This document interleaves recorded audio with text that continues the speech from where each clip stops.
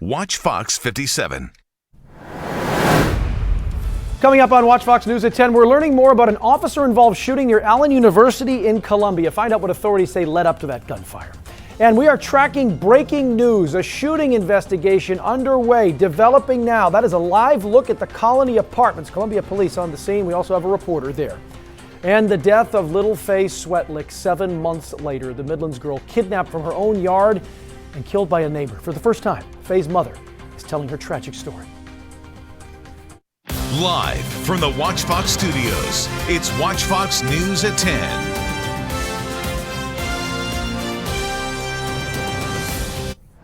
We are tracking a breaking news situation just into the Watch Fox Content Center. Columbia Police on the scene of a shooting at the Colony Apartments. That is where our Shay Simon is live right now. Shay, what do we know about this developing story? Yeah, Brian, we're here off of Bailey Street. We're still working to learn more information, but we do know that a man was found here with life-threatening injuries. I'm going to step out of the way so you can kind of see what we're seeing.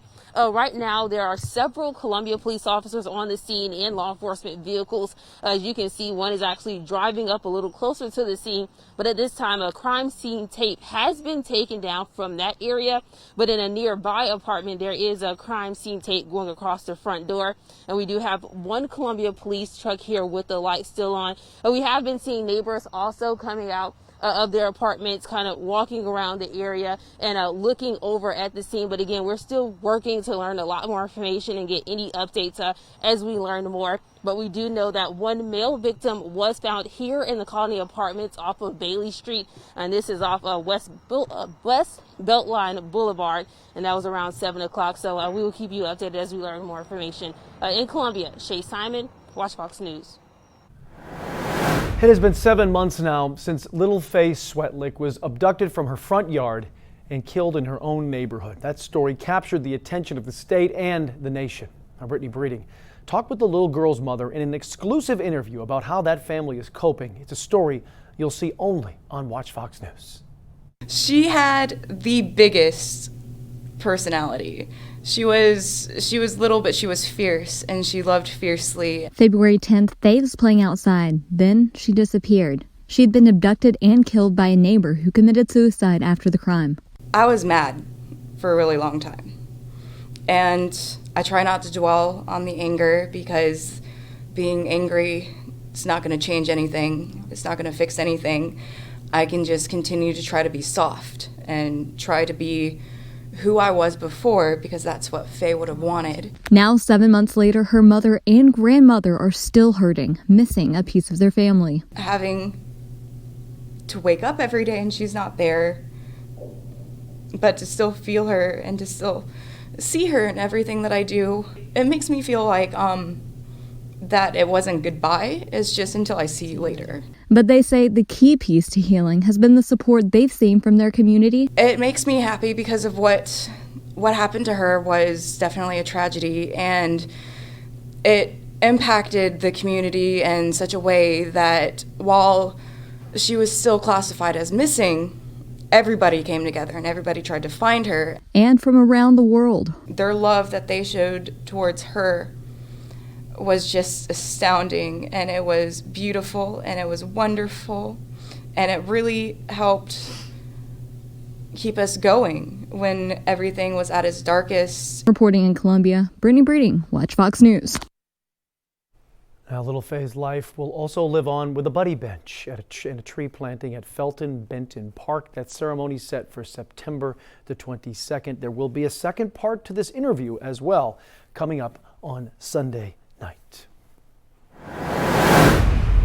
And taking a quick look at your Skywatch weather, we made out pretty well. Didn't see as many thunderstorms as we were expecting. You can see some areas still getting some showers at the very moment, but overall we are drying out into the evening. Still pretty warm out there though, feeling like it's in the mid 70s, upwards to 81 degrees, feeling like 82 still in Camden. So we are just under a general risk for severe weather tomorrow. We're going to look at a few thunderstorms moving on through. We've got mostly cloudy skies throughout the day, and we'll see that those spotty rain and showers, kind of some sticky weather. We're going to be in the upper 80s, which is just around normal for this time of the year. Now I'll time out those showers and storms for you in just a little bit. Tonight, an officer and a man recovering after a shooting near Allen University. An officer-involved shooting. They're under investigation by SLED tonight. Our Shay Simon talked to students who say they didn't hear the gunshots but are still very shaken up. SLED and Columbia Police investigating an officer-involved shooting for hours Friday, closing a busy intersection of downtown Columbia on Hardin Street. You know, just hearing about a shooting, it's a bit shocking because I am a freshman at Benedict College. Just feet away near Allen University, officials say there was a shootout between a man and an Allen University officer. Officials say both were hurt, and students in the area have concerns.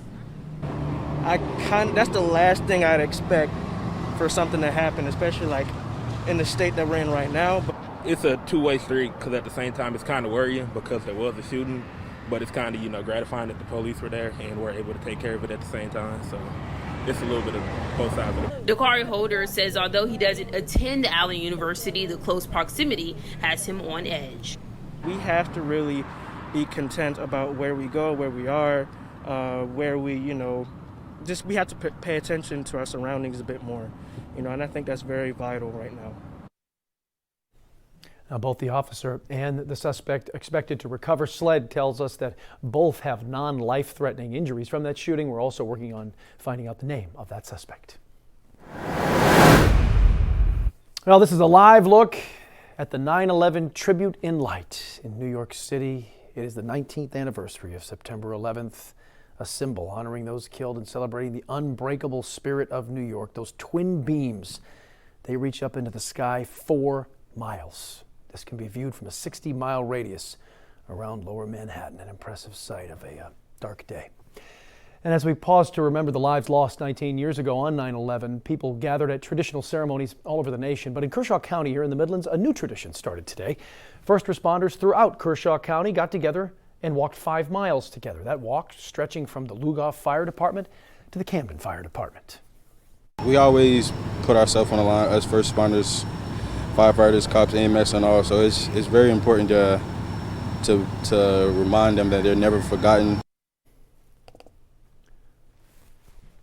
Coming up in about 30 minutes, our Brittany Breeding looks at first responders who were honored and those who died in 9/11. And a morning of remembrance at the 9/11 Memorial in Columbia, honoring the lives of those killed in the terror attacks 19 years ago today. People gathering at the Columbia Metropolitan Convention Center for that. The governor, Henry McMaster, speaking at this morning's event. And a major honor for a local soldier, Sergeant Major Thomas Patrick Payne. Late this afternoon, the president awarding him the Congressional Medal of Honor. Payne grew up in the Midlands, led an assault team that freed 75 hostages and killed more than 20 ISIS terrorists. Payne's wife and one of his 3 children were with him at the White House ceremony today. Payne is stationed at Fort Bragg, North Carolina. Coming up in about 30 minutes, we'll hear what the president had to say about Sergeant Payne. And South Carolina is seeing its highest number of coronavirus cases all this week. DHEC releasing that new information late this afternoon. More than 950 new confirmed cases, 951 being reported here in the state. 53 additional people have also died from this virus. DHEC says it conducted more than 6,000 tests. This latest batch of testing had a 15% positive rate. And starting today, a new public health director is in the office at DHEC just hours after Dr. Joan Duvet left that role. Now, questions remain about why the doctor left the position after just 5 months. Our Suji Nam has been following what's going on in the agency and shows you how the changes will impact the state's response to the pandemic. In the last 30 hours, DHEC switched gears quickly. The agency announced Dr. Brandon Traxler as its interim public health director. This comes after Ohio Governor Mike DeWine announced Dr. Joan Duvet, who held that role in DHEC, was headed to Columbus to fill the same shoes. She is, I'm happy to say, a native Ohioan. She's a medical doctor. She has extensive experience in public health. Less than 3 hours later, SCDHEC's acting director Marshall Taylor told us they were excited for Dr. Duvet. My understanding is that she has family in Ohio, and she's going to be closer to her family. And actually, this is a promotion for Dr. Duvet, and so we're very happy for her. We will miss her.